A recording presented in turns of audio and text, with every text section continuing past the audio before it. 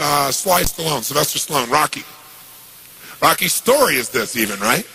But Sly's is too. Sly's a good friend of mine. And when I first met him years ago, he was listening to my tapes and stuff, and he invited me over for dinner. We started talking.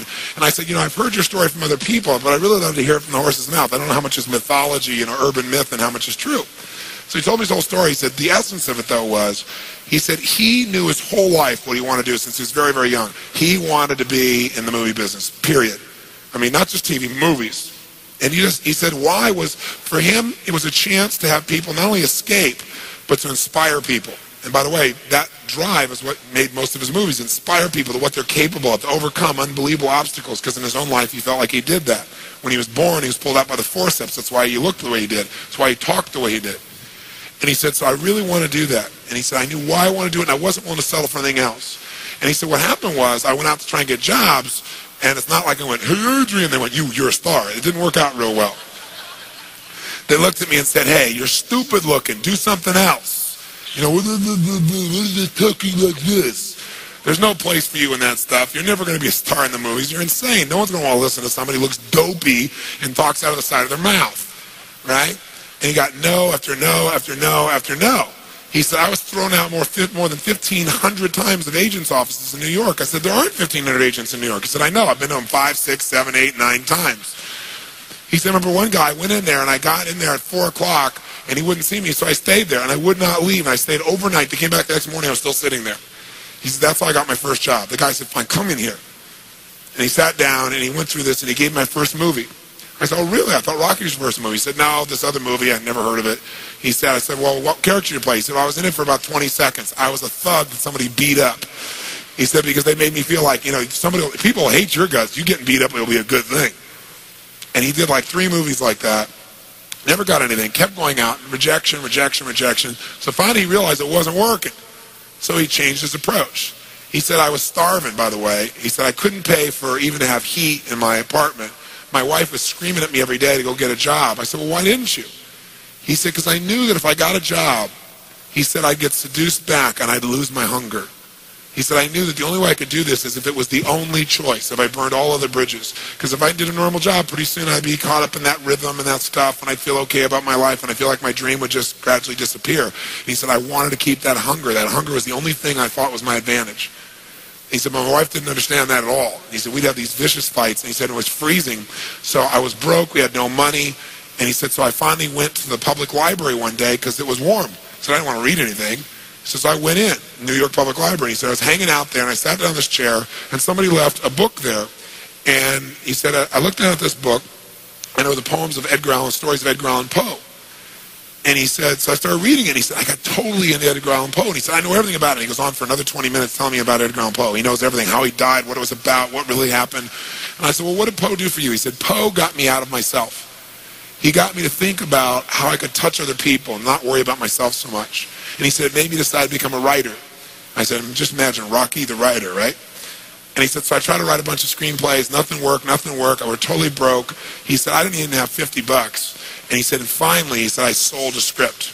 And it was called Paradise Alley. He said, it's a movie I made many years later, but I sold it. And he said, I sold it for $100. He said, but $100 was a ton of money, man. I was so thrilled. I thought, I'm on my way. But it never led to anything. And he said, so finally, he said, I kept going and going and going. He said, finally, we were so broke. He said, I hawked my wife's jewelry. He said, Tony, there's some things in life you should never do.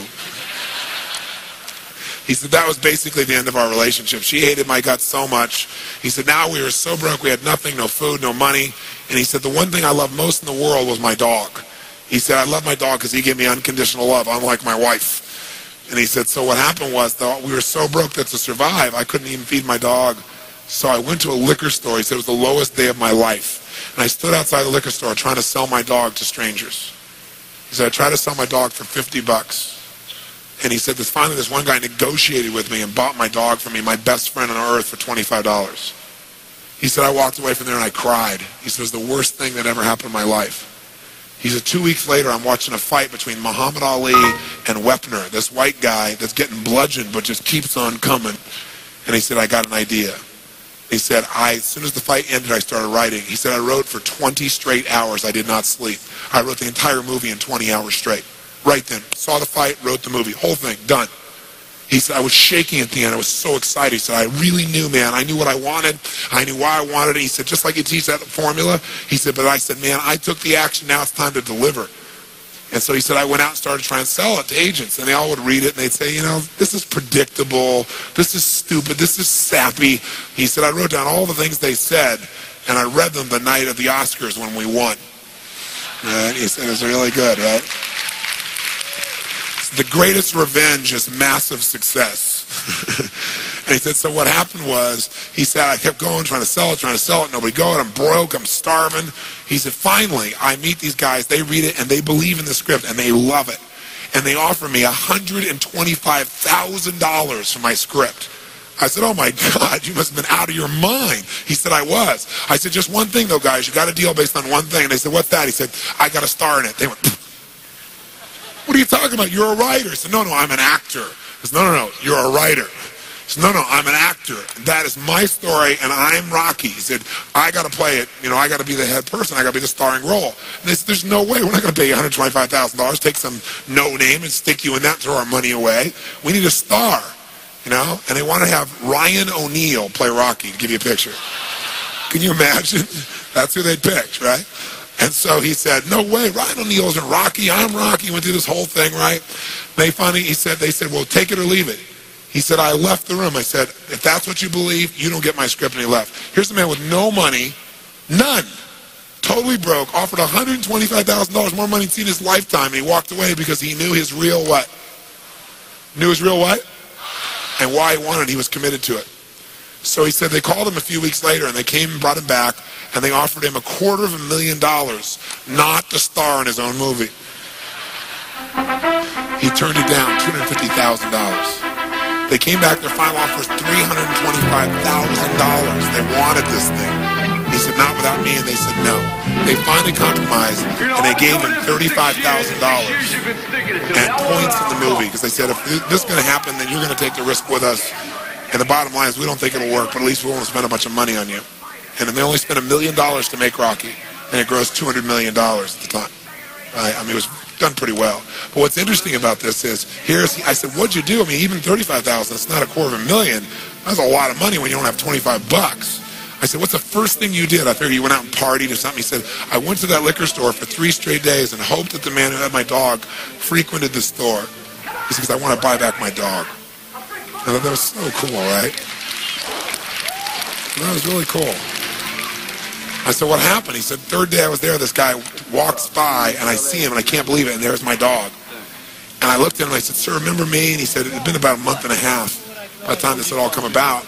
And he said, remember me? You know, I'm the guy who sold you the dog. I goes, yeah, I love the dog. He said, look, he said, I was so broke, I was starving. He's my best friend. I'm sure you love him too, but I got to have him black. Please, I beg of you. He said, I'll pay you $100 for the dog. I know you paid me $25, but I'll give you $100. And the man said, absolutely not, no way. It's my dog now. You can't buy him back. Right? And Sly said, you know, Tony, you know, he said, know your outcome? I said, yeah. He said, I knew it. And he said, I kept changing my approach. So I went, $500 for the dog. The guy said, absolutely no way. He said, $1,000 for my dog. The guy said, no amount of money on earth is ever going to get this dog for you. I said, what'd you do? He said, I knew my outcome, right? Because he listened to tapes, kept to him. He said, I decided to take massive action. He said, I got my dog. I just kept changing my approach, so I got it. I said, what'd it cost you? $15,000 and a part in Rocky. The guy's in Rocky.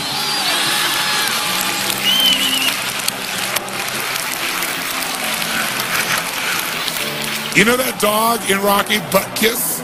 That's Sly's real dog, right? That's the dog. He bought him back. So he put his dog in the movie, and he put the guy in the movie and paid $15,000 while he had $35,000. Isn't that pretty cool? Pretty awesome.